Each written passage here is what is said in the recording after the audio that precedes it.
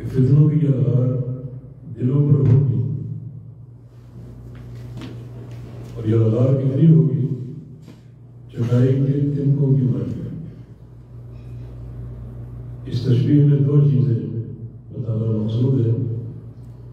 ایک تو فتنوں کی کثرت، کیونکہ چٹائی بے تحاشا تنکوں سے مل کر بنتی، اور دوسرا فتنوں کا پیدل بہ آنا، جیسے چٹائی کے تنکے باہم ملے ہوتے ہیں، پیدل بہ ہوتے ہیں، اور بیچ میں کوئی خالی جگہ نہیں ہوتی۔ یہاں فتنوں کی سنگینی علی القلوب سے بھی واضح ہوتی ہے کہ وہ یلغار دلوں پر ہو۔ بندے کا دل رئیس الاعضاء ہے، عقیدے کا محل ہے، تقویٰ کا محل ہے۔ کچھ فتنے آتے ہیں، انسان بیمار پڑ جاتا ہے، کچھ فتنوں کے نتیجے میں انسان کو تجارتی خسارے کا سامنا کرنا پڑتا ہے، اور کچھ فتنے ایسے ہیں جس سے خاندان کی موتیں واقع ہو سکتی ہیں۔ یہ سارے فتنے آسان ہیں، لیکن جو فتنہ دل پر حملہ ہوتا ہے، نبی علیہ السلام کا فرمان ہے، یصبح الرجل فیہا مؤمنا ویمسی کافرا ویمسی مؤمنا ویصبح کافرا۔ انسان صبح کو مومن ہوتا ہے اور شام کو کافر بن چکا ہوتا ہے، اور شام کو مومن ہوتا ہے اور صبح کو کافر بن چکا ہوتا ہے۔ وجہ یبیع دینہ بعرض من الدنیا، دنیا کے معمولی مفاد کی خاطر، معمولی چودراہٹ کی خاطر، معمولی کسی منصب یا وقار کی خاطر یا دنیا کے مال کی خاطر اپنا دین، اپنا منہج، اپنا عقیدہ بیچ ڈالتا، صبح کو مومن اور شام کو کافر۔ یہ فتنہ جو انسان کے دل پہ یلغار کرتا ہے، نبی علیہ السلام نے فرمایا کہ اس کے دو نتیجے ہیں، یعنی دلوں کی دو قسمیں بن جاتی ہیں۔ ای قلب اشربها نکتت فیہ نکتۃ سوداء، جس دل نے اس کو قبول کر لیا اس دل پر سیاہ نشان لگ جاتا، اور چونکہ فتنے پیدل بہ آتے ہیں تو وہ نشان بڑھتے جاتے ہیں، حتیٰ کہ دل کی زمین سیاہ ہو جاتی ہے۔ وَلَوْ أَنَّنَا نَزَّلْنَا إِلَيْهِمُ الْمَلَائِكَةَ وَكَلَّمَهُمُ الْمَوْتَى وَحَشَرْنَا عَلَيْهِمْ كُلَّ شَيْءٍ قُبُلًا مَا كَانُوا يُؤْمِنُونَ إِلَّا أَن يَشَاءَ اللَّهُ۔ ایسے دل کو سمجھانے کے لیے اگر آسمانوں کے سارے فرشتے آ جائیں اور قبروں کے سارے مردہ زندہ ہو کر آ جائیں اور کائنات کی ہر شے کو زبان مل جائے اس سیاہ دل کو سمجھانے کے لیے، تو سارے مل کر بھی اس کو سمجھانے میں کامیاب نہیں ہو سکتے۔ نبی علیہ السلام نے اس دل کے بارے میں ایک تشبیہ دی ہے بڑی خطرناک، قلب الاسود، ایک تو سیاہ دل ہو جاتا ہے، کلکوز مجخیا، وہ سیاہ دل جو ہے وہ الٹے گلاس کی مانند، یہ الٹا گلاس اس کی مانند۔ اس تشبیہ میں دو چیزیں، ایک یہ کہ اگر گلاس میں کچھ ہے، کچھ نمک ایمان کی، عقیدے کی، تو فتنہ قبول کر کے وہ الٹ گیا اور جو کچھ ہے وہ خارج ہو گیا، اور جب تک یہ گلاس الٹا ہے اس میں آپ کوئی چیز داخل نہیں کر سکتے، اور اس دل میں کوئی ہدایت کی روشنی یا حق کا نور داخل نہیں ہو پائے۔ اس دل نے فتنے کو قبول کر کے جو ہے اپنے آپ کو سیاہ کر ڈالا، وہ اللہ تعالیٰ کی مہر سخت ہو گئی اور اب ہدایت کا امکان نہیں ہے۔ ای قلب انکر نکتت فیہ نکتۃ بیضاء، اور جو دل فتنے کا انکار کر دے اس دل میں ایک ایک سفید نشان لگتا ہے، چمکدار، منور، روشن، اور وہ دل نور سے بھر جاتا ہے۔ نبی علیہ السلام کو فرمانے کہ پھر مرتے دم تک اس دل کو کوئی گمراہ نہیں کر سکے۔ تو یہ فتنوں کی حیبت ہے۔ جیسے سونا آگ میں ڈالے تو سونا الگ اور کھوٹ الگ، ویسے فتنے جب آتے ہیں یہ دو نتیجے ہیں، کچھ لوگ روشن دلوں والے اور کچھ لوگ سیاہ دلوں والے، کچھ لوگ برباد ہو جاتے ہیں اور کچھ لوگ ہدایت پر مزید مضبوط و پختہ کر دیے جاتے ہیں۔ بچاؤ کے لیے بہت لمبی باتیں ہو سکتی ہیں، وقت نہیں ہے۔ ایک قول ایک عظیم محدث علماء تابعین میں سے حسن بصری رحمہ اللہ، الفتنة إذا أقبلت عرفها كل عالم وإذا أدبرت عرفها كل جاهل۔ جب فتنہ آتا ہے اور اس کی پہلی الغار ہوتی ہے تو اس کو عالم پہچان دیتے ہیں، عالم ربانی، جس کا دل وحی الہی کے نور سے منور روشن ہے، وہ اس کو پہچان لیا اور اس سے بچاؤ اختیار کرے۔ وَإِذَا أَدْبَرَ، اور جب پوری طرح ملیا بیٹھ کر کے واپس لوٹتا ہے تو عَرَفَهَا كُلُّ جاہل، تو پھر جاہل بھی پہچان جاتا ہے۔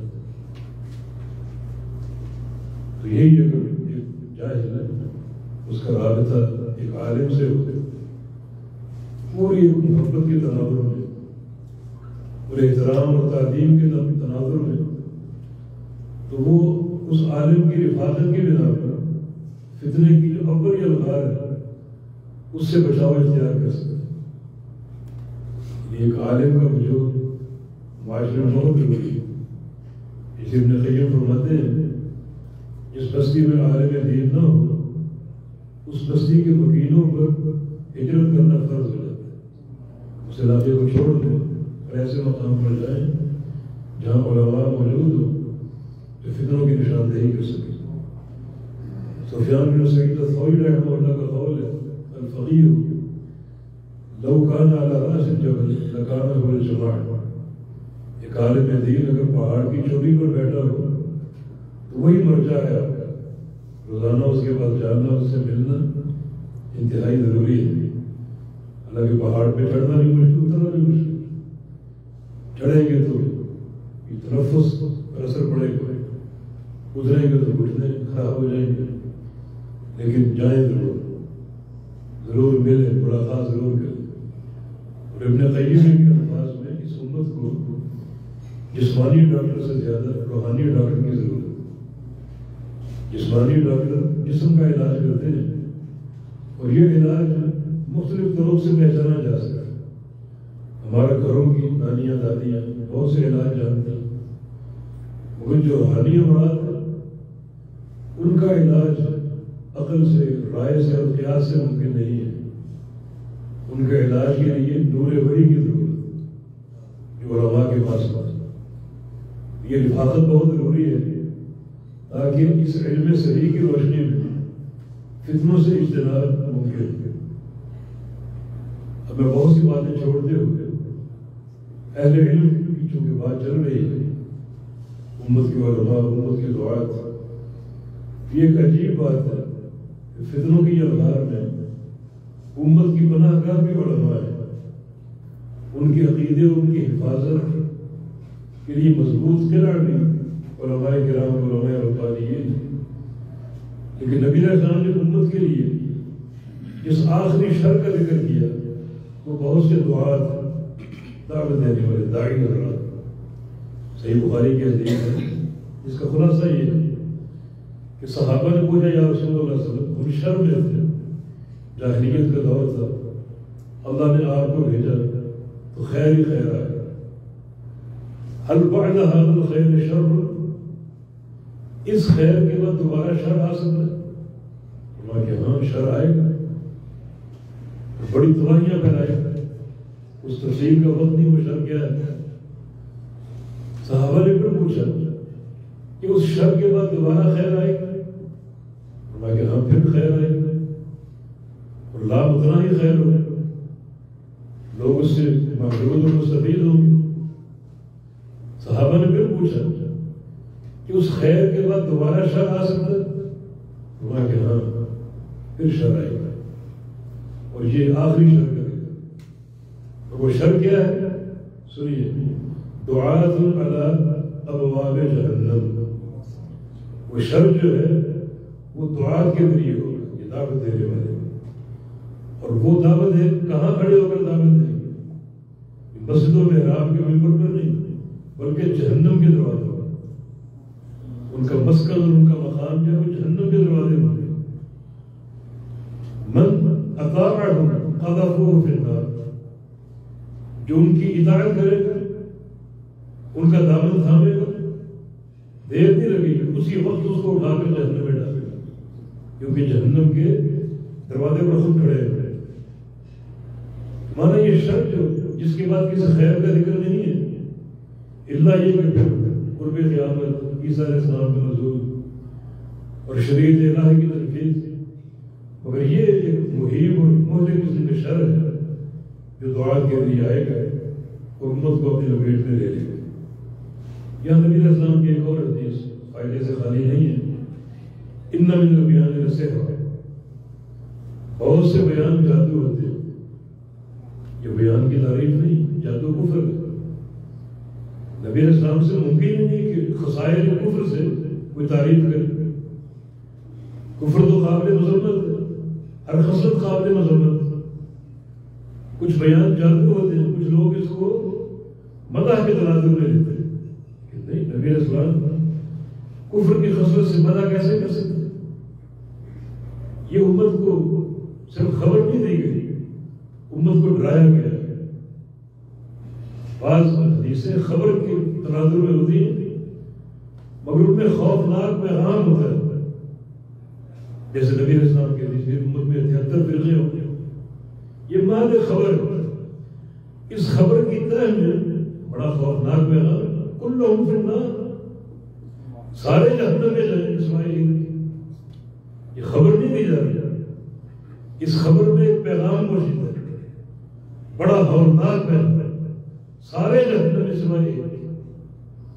یہاں بھی ایک جملہ خبری ہے کہ بعض بیان جادو ہوتے ہیں، مگر اس میں ایک تحدید، امت کے لیے تنبیہ کہ ایسے بیانوں سے ہوشیار رہنا، ان کی جادوگری میں بہہ نہ جانا، اس بیان کے سحر میں گرفتار نہ ہو جانا۔ جس طرح جادو ایک خطرناک حقیقت ہے، وہ بیان جس میں جادو شامل ہو اصل جادو سے خوفناک ہے۔ جناب جادوگر کافر ہے، اس کا عمل بھی کفر ہے، جادو سیکھنا سکھانا سب کفر ہے۔ جادو ہو جائے تو جادو کا توڑ، جادو کے ذریعے وہ بھی کفر ہے۔ اخباروں میں پڑھتے ہیں کہ ہم جادو کی کاٹ اور پلٹ کے ماہر، جادوگر ہو گیا کاٹ بھی سکتے ہیں اور جادو کرنے والے پر پلٹ بھی سکتے ہیں۔ سارا عمل کفر، سارا عمل کفر۔ ہمیں اس میں تنبیہ کیا کی جائے گا کہ جادو ایک کیونکہ خطرناک عمل، مگر جو اصل جادوگر ہوتے ہیں ان کا نشانہ فرد واحد، رات میں چلا کشی کرتے ہیں، بعض خبروں میں اندھیرا در اندھیرا کر کے ان کو اندھیرے ان کو پسند ہوتے ہیں۔ تبھی تو یہ کالے بکرے کالے روزے جو کہ پرلے درجے کا شرک ہے، توحید کے خلاف، یہ جادوگروں کی طرف ہوتی ہے، اور جادوگروں سے یہ چڑھاوے جن طرف کرتے ہیں۔ شرک کی ایک چین ہے، تو جادو جو ہے یہ بھی تاریکی کا عمل ہے، مگر وہ جادوگر عمل کرتا ہے ایک فرد واحد، کون سا نشانہ ہوتا ہے جس کو کفر کہا جاتا ہے۔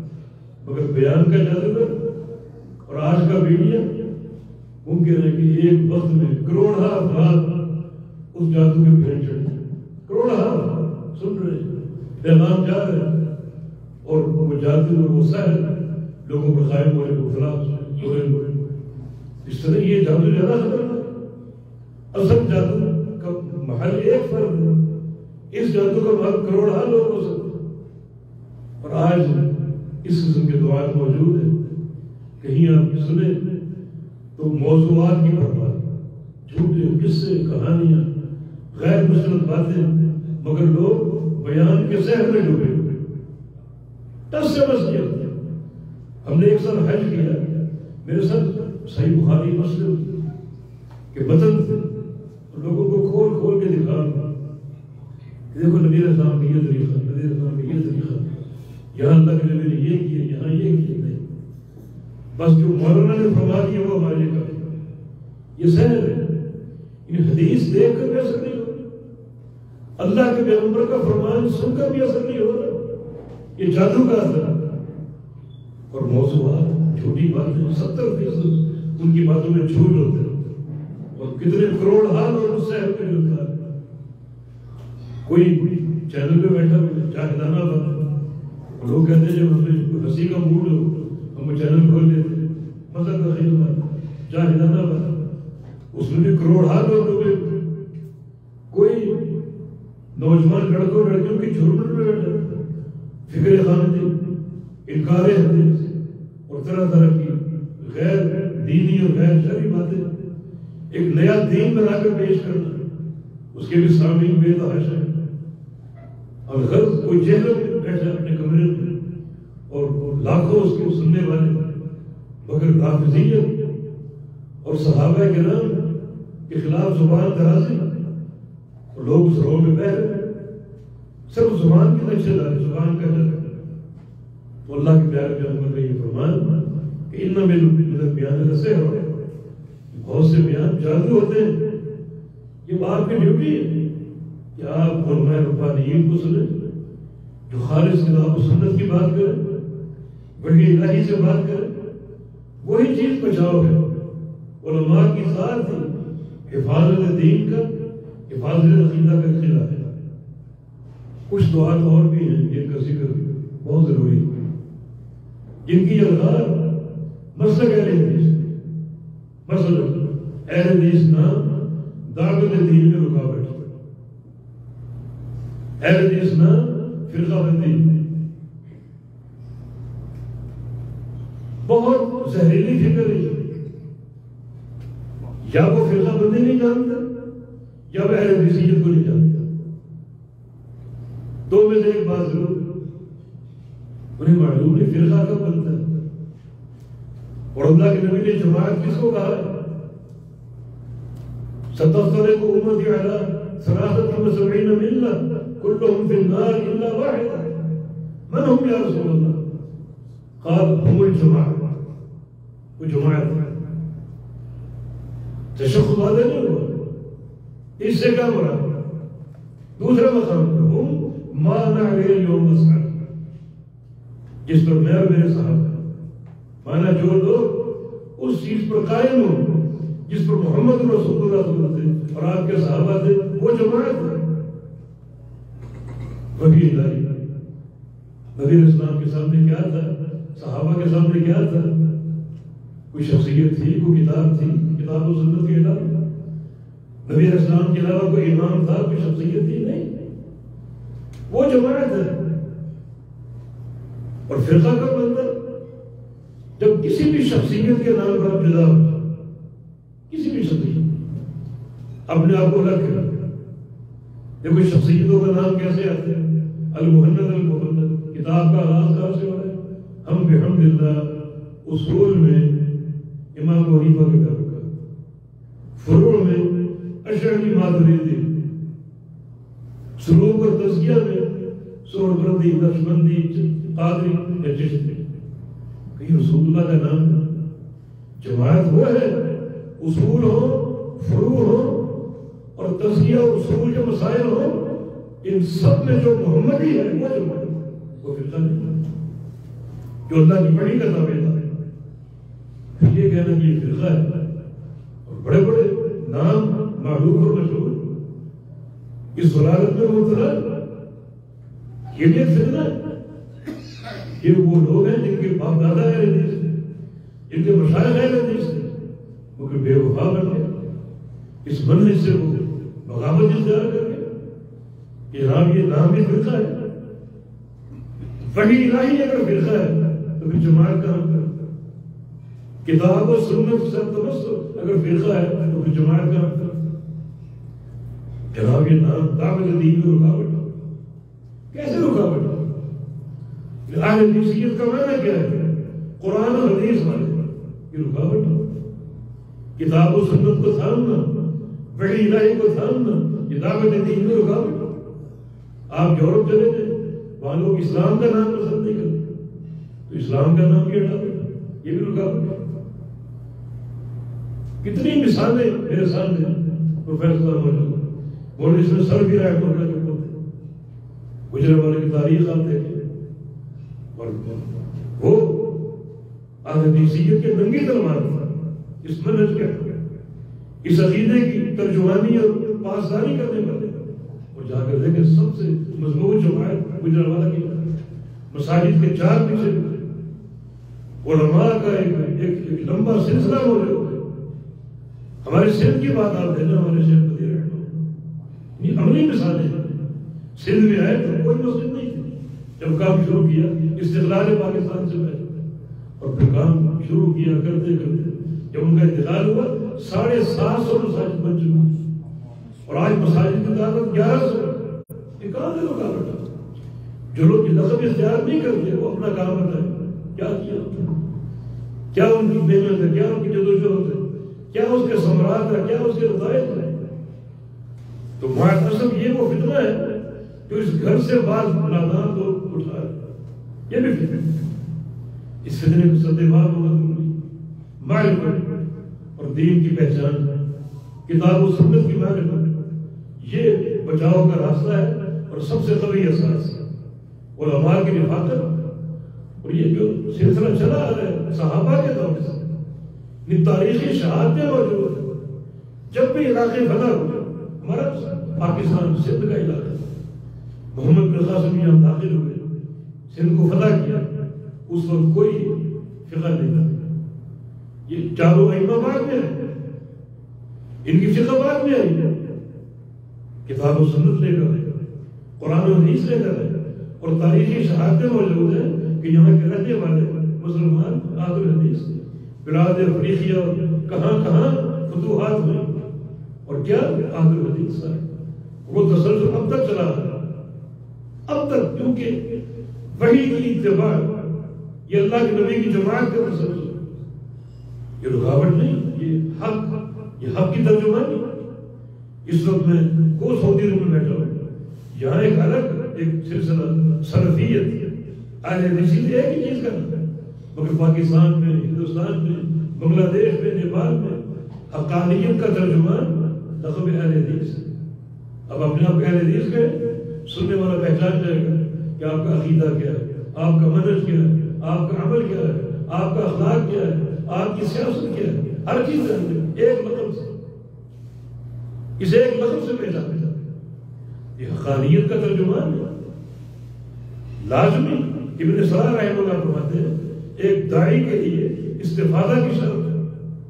استفادہ کی مانا شرط، اس کا عقیدہ کیا ہے، اس کے مشائخ کون ہیں، اس کی تحصیل کہاں سے ہوئی، مدارس کون کون سے، طلب علم کے لیے کہاں کیا، کتب رجالہ کو اٹھا کر دیکھ. پہلی جو کڑی ہے وہ استفادہ کی، فلان بن فلان بن فلان بن فلان رحلہ الى کذا وکذا وکذا، سمع بن فلان بن فلان، رحلات مشائخ کا ذکر. اسی سے انسان سمجھ جاتا ہے کہ بندہ حقیقت میں کیا ہے، اس کا عقیدہ کیا ہے، اس کا منہج کیا ہے. تو استفادہ شرط ہے. اس لقب کو ہٹا دیں، ہر چیز مٹ جائے گی، ہر چیز ختم ہو جائے گی. یہ ایک فتنہ، یہ بھی فتنہ جس کی سرگوبی ضروری ہے. اور ہمیں چاہیے ہم مل کر ایک مضبوط آواز بنے اور اس قسم کی باتیں کریں، ان کا رد بھی کریں اور ان کی قطع بھرپور حوصلہ شکنی کریں، تاکہ وہ مسلک جو ہمارے بزرگوں نے اس کی آبیاری کی پھلا پھولا اور بحمدللہ قوت اختیار کر چکے ہیں، اس کی بقا اور اس کا وجود تا قیامت قیامت ہو اور حاصل رہے اور قائم رہے. اللہ پاک توفیق عطا فرمائے. اللہ میں فتنوں سے بچاؤ کی توفیق دے دے. جو علم نافع ہے اس سے ہمارے سینوں کو بھر دے. علم نافع کو بچاؤ کر دی اور علم نافع اور عمل سے ہم کو سب سے بڑا فتنہ دجال کا ہے، اور دجال کے فتنے سے بچاؤ علم کے بغیر ممکن نہیں۔ جب دجال کو پتہ چلے گا مدینے میں ایک شخص میرا انکار کر تو مدینے کا رخ کرے گا، اور جو القاب مدینہ پر فرشتے کھڑے ہوں گے داخل نہیں ہو پائے گا۔ سب کا ایک مقام مدینے کا جب سفید پتھر اب بھی موجود ہے وہاں وہ کھڑا ہوگا، اس شخص کو پیغام بھیجے گا کہ آؤ مجھ سے مناظرہ کرو، مجھے تم کیوں نہیں مانتے، میں حق ہوں میں فلاں ہوں فلاں۔ وہ شخص وہاں پہنچ جائے گا۔ بعض محدثین کہہ رہے ہیں کہ امام مہدی رحمہ محمد بن عبداللہ القادانی وہ ہوں گے، اور وہ بالکل جو علمی حقائق سے دیکھیں گے، مثلا آ کر کہیں گے کہ پہلے میں نے تمہیں دیکھا نہیں، اب میں نے تمہیں دیکھ لیا۔ اللہ کے نبی کو فرمان ہے کہ ماتھے پر کافر لکھا، یہ کافر لکھا، پہلے تمہیں دیکھا نہیں تھا۔ اللہ کے نبی کو فرمان ہے ایک آنکھ سے کم نہ ہوگا تو تمہیں ایک آنکھ سے کم، یہ علمی حقائق ہے۔ وہ کہتا میں تمہیں مار کے زندہ کر سکتا ہوں، فرمائیں کہ یہ بھی اللہ کے نبی کا فرمان کہ دجال جو ہوگا اشارے سے مار سکے گا، اشارے سے زندہ کر سکے گا، لیکن ایک ہی بار ہوگا۔ کتنا یقین، تم مجھے مار کے زندہ کر کے دکھاؤ پھر دوبارہ مار کے دکھاؤ، قطعاً کامیاب نہیں ہو سکتا۔ یہ بھی اللہ کے نبی کا فرمان، اس قدر یقین، اس قدر پختگی اور اطاعت، تو یہ علم کی پختگی، یہ احادیث کا دور ہے، احادیث ان کے سینے میں، حتیٰ کہ دجال یہاں تک کرے گا کس شخص سے کہے گا تیرے ماں باپ مر گئے ان کو زندہ کر کے لے آؤ۔ یہ ایک ایسی شے جس پر اکثر لوگ بہت جائیں گے، گمراہ ہو جائیں گے۔ ہر بندہ جائے گا اپنے ماں باپ کو دیکھو، میرے ماں باپ میرے ساتھ، وہ کرے گا کیا؟ یأمر شیطان و شیطان، وہ ایک شیطان کو حکم دے گا اور ایک شیطان کہ تم اس کے باپ کی شکل اختیار لو اور تم اس کی ماں کی شکل دار، وہ ماں اور باپ کی شکل دار کے سامنے وہ سمجھے کہ یہ بڑا پہنچا ہوا، بڑا یہ ایک قادر ہر شے اس کے گرویدہ ہو جائے، گمراہ ہو جائے۔ لیکن جن کو اس حدیث کا علم ہوگا وہ کھل کے انکار کریں گے کہ اللہ کے پیغمبر نے یہ علامت بیان کی، کھل کے انکار کریں، تو اس سے بڑا فتنہ کیا ہو سکتا۔ لیکن دجال کے فتنے سے بچاؤ کا ذریعہ علم نافع، اللہ کی وحی کا علم اور کتاب و سنت کا علم، تو علم ہی آخری شے ہے۔ اور علم کی علماء کی رفاقت، علماء کی صحبت یقیناً ہمارے لیے ایک بہت بڑا اختیار اور ہماری حفاظت کا ایک بہت بڑا قلعہ ہے۔ تو اللہ تعالیٰ ہمیں فتنوں سے بچائے۔ نبی اسلام تب یہ دعا کرتے ہیں وَإِذَا أَرَدْتَ فِي عِبَادِكَ فِتْنَةً فَاقْبِضْنِي إِلَيْكَ غَيْرَ مَفْتُونٍ، اے اللہ اپنے بندوں میں جب تو فتنے کھولنے کا ارادہ فرما لے تو مجھے اس سے قبر اٹھا لے، فتنوں سے قبر اٹھا لے۔ اور دوسرا اگر علاج کرنا چاہے میرے دوستوں بھائیوں تو اللہ کا ذکر، اللہ کا ذکر، اللہ کا ذکر ایک محل، ایک مضبوط قلعہ ہے بچاؤ کے لیے۔ نبی علیہ السلام کی بہت سی حدیث اس کا اشارہ دیتی ہے۔ ایک رات آپ بیدار ہوئے جلدی اور آپ نے فرمایا کہ سبحان اللہ، اللہ کے ذکر سے باشر سبحان اللہ، ماذا انزل لیلۃ القدر وماذا فتحت الخزائن۔ آج رات میں خواب میں کتنے فتنے دیکھے اور کتنے خزانے دیکھے، اور ساتھ ہی کیا فرمایا اے قدر الصباح والفجر، جو کمروں میں عورتیں سو رہی ان کو اٹھاؤ، اشارہ امہات المومنین کی طرف، ازواج مطہرات کی طرف، ان کو اٹھاؤ، میں نے بڑے فتنے دیکھے، ان کو اٹھاؤ اور کہو اللہ کا ذکر کرو، قیام اللیل کرو، تعلق باللہ پیدا کرو۔ یہ فتنے بڑے مہلک ہیں، بچاؤ کا راستہ یہ قیام اللیل ہے، بچاؤ کا راستہ اللہ کا ذکر ہے۔ ایک موقع میں فرمایا تھا کہ وَيْلٌ لِلْعَرَبِ مِنْ شَرٍّ قَدِ اقْتَرَبَ، عرب کے لیے بربادی اس شر سے جو قریب آ چکا ہے، قریب آ چکا ہے۔ اس شر سے اشارہ یاجوج و ماجوج کی طرف۔ کچھ لوگ اس حدیث کو بہانہ بنا کر عرب پر تنقید کرتے، بربادی عرب کے لیے، اور عرب یہ، عرب کو یہ بات نہیں۔ عرب اصل میں سب سے پہلے بربادی کا نشانہ بنے گا۔ یاجوج و ماجوج یہ مطلع شمس ہے مشرق کی طرف، اور مشرق کی طرف بلاد عرب، وہاں سے یہ نکلیں گے تو پہلا نشانہ عرب بنے، مطلع شمس۔ یہ نہیں کہ عرب بربادی کا جو وہ نشانہ بنے، بلکہ جو لغار شروع ہوگی تو پہلا حملہ عرب پر ہوگا۔ اور لوگ اس کو حدیث کو ایک جواز بنا کر ارب پر کیچڑ نکالتے بڑے بڑے اسکالر ہم نے دیکھے، کہ یہ بات یہ نہیں، بات کچھ اور ہے۔ تو اللہ تعالیٰ ہمیں توفیق دے علم نافع کی، توفیق دے کہ علماء کی صحبت اختیار کریں، اور توفیق دے کہ اللہ تعالیٰ کے ذاکرین بندے بن جائیں، غافلین نہ رہیں۔ یہی بچاؤ کا ایک قوی راستہ ہے۔ والتوفیق بإذن الله تعالى۔ أقول قولي هذا واستغفر الله لي ولكم وآخر دعوانا الحمد لله رب العالمين۔